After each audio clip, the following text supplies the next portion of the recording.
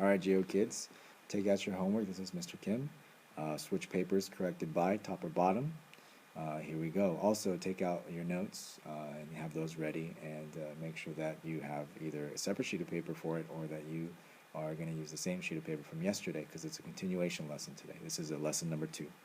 Right? So, really quickly explaining the answers. These are in pi form or rad form. That's the way it should be. Obviously, number 5 right here is a decimal because you didn't have, I just figured that's okay if you left it in, no, I'm sorry, the book gave you the apothem and the perimeter, so pretty much it gave you everything you needed without radicals, so there it is. That's why 5 is a decimal. 6, easy. 7, I started with rad form and decimals, but I figured it's pretty messy. So let's allow them to do decimals. So if you have a decimal, that's okay. 8, about 48.8, give or take a couple decimals. This one, give or take maybe plus or minus 2, 198, 194. Other than that, everything else needs to be pretty much the same. 12 is 2 points because you have the correct answer and what was wrong. And that's about it. Make sure there's units where there's units, and if they didn't put units, then mark them wrong. If they put units squared for problems that don't have any units, that's fine. Don't mark them wrong for that. Anyway. Substitute teacher, please pause the video at this time so we can, the students can finish grading. Thank you. Alright, Geo kids, here we go. Hopefully you have your notes ready, and we'll stamp your homework tomorrow, and we'll get you your classwork stamped today. So 3, 2, and 1. Volume of prisms and cylinders, lesson 12.4. Sorry, I said it was a continuation lesson. It's not. We're just skipping lesson 12.3 right now because we're going to go back to it tomorrow. So we're going to talk about volume today of prisms and cylinders. Volume pretty much is the idea of how much can a container hold. For example, a box. We talked about gift wrapping yesterday, right? We talked about wrapping or painting something. The surface area would be the outside of a shape, or the outside of whatever you see. Volume is talking about the inside. What can it hold? How much can it hold, basically? Another thing that's synonymous with volume is mass. How much mass you have. How much do you weigh? Right? So those are the concepts that we're talking about. We're talking about volume. In any case, we're going to revisit these same shapes. You don't have to copy these down again because you already have them from yesterday's lesson. So let me just give you the base formula, or so the generic formula for the volume of a right prism. So the generic formula is big B times H. We already talked about what big B was yesterday.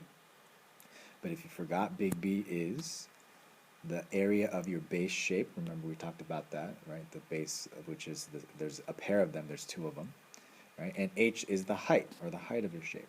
So most of the time, volume is pretty much easier than surface area because volume has less to do, it just has less to do in the problem. You're pretty much multiplying your base, the area of the base, times how high the shape is or how tall it is, and that's pretty much how much volume you have, all right? So here we go. Let's get into some problems then. Oh, sorry. Forgot about cylinders. Cylinders, again, same shapes as yesterday. You don't have to copy them down, but you can if you want. Okay. But for cylinders, it's the same idea. Take the area of the base times the height. But in this case, the area is a circle, or the base is a circle, so we're going to use pi r squared. So in a cylinder, base becomes pi r squared times height.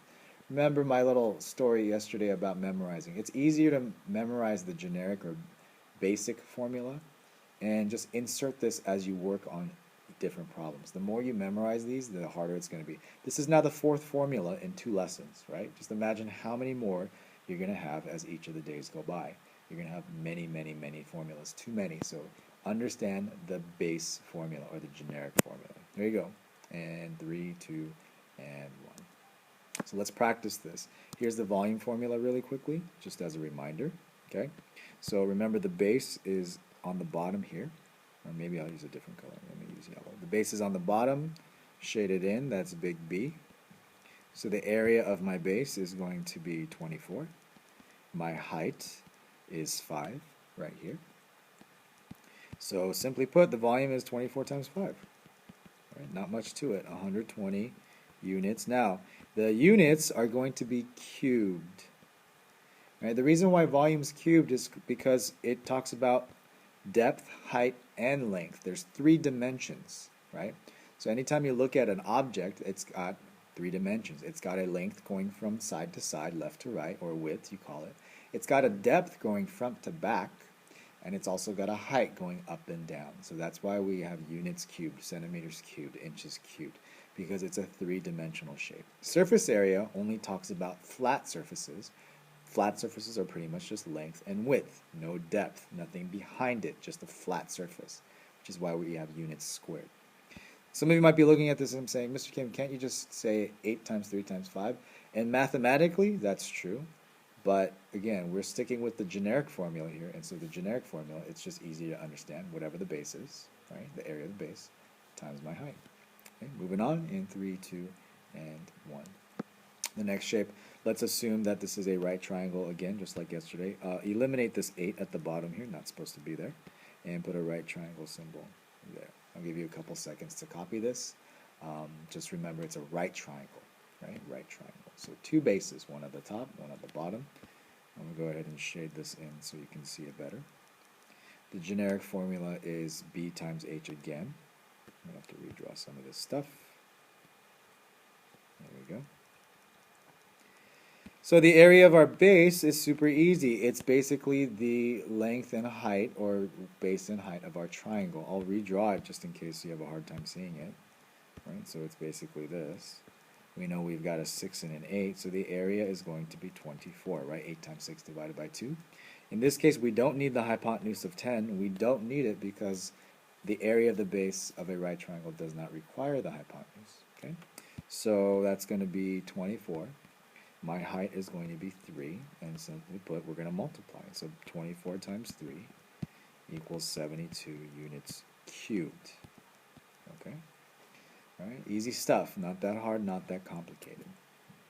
We're going to move on in 3, 2, and 1. So here's a hexagonal prism. Okay, in a hexagonal prism, you got to remember it's still the area of our base times our height.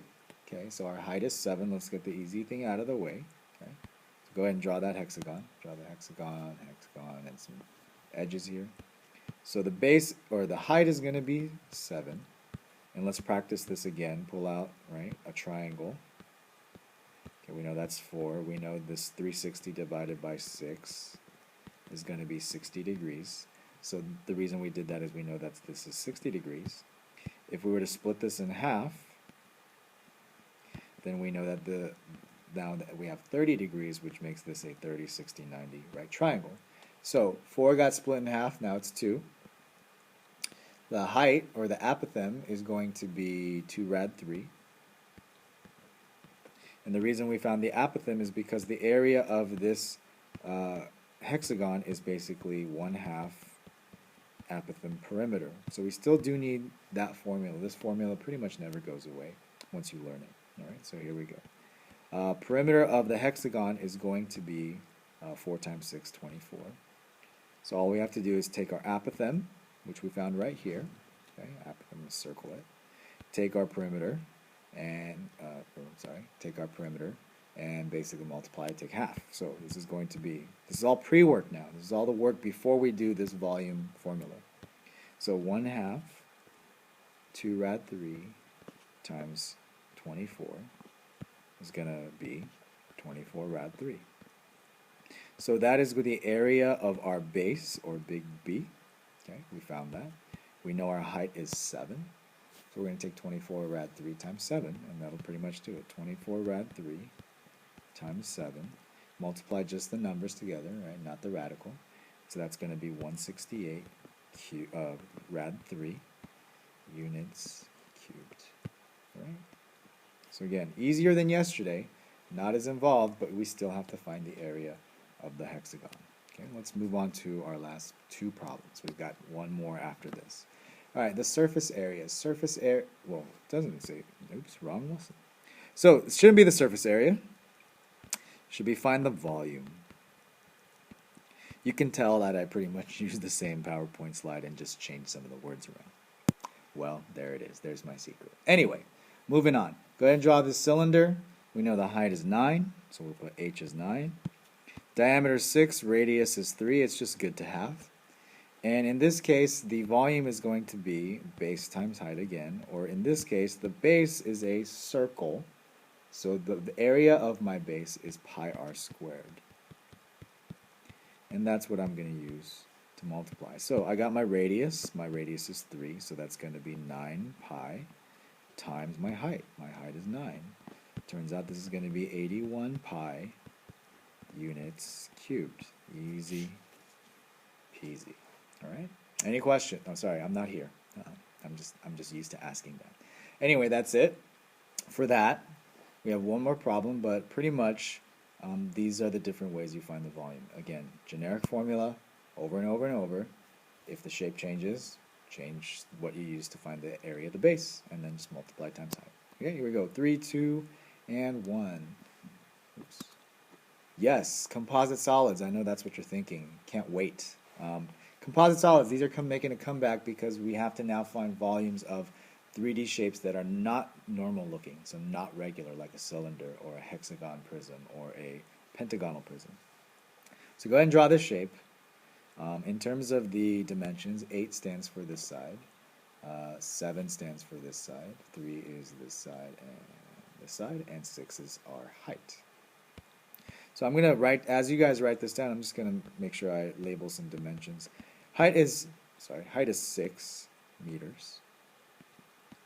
And the reason I'm taking the height is because the height doesn't change throughout the entire shape, right? All the other dimensions may change, but the height will never change because this is a L block, right? Composite solids, you're either subtracting and adding to find something else, or you're cutting in half. So what we're going to do is pretty much cut this into 2 pieces. Let's go this way right here. Let's draw better. So what we're going to do is basically make these 2 rectangular prisms. So I'm going to cut it so that I can focus on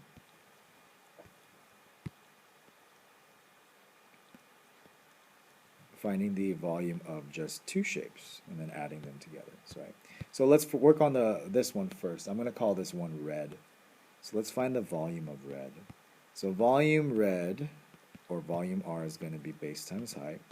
The base is going to be, and I'll do it in a different color, the base is going to be this rectangle right here. That's my base. So the base is the area of a rectangle, 3 times 7, right? So if you need to, go ahead and rewrite the number 7 right at the top here. 7. So 3 times 7 is 21, so the area of my base is 21 times my height, which is 6, which is 126. Okay, so the volume is 126 meters cubed. We finally have some units. Now we're going to say this one is, let's see, blue. That's not dark enough. Let's do a different color. Let's go black.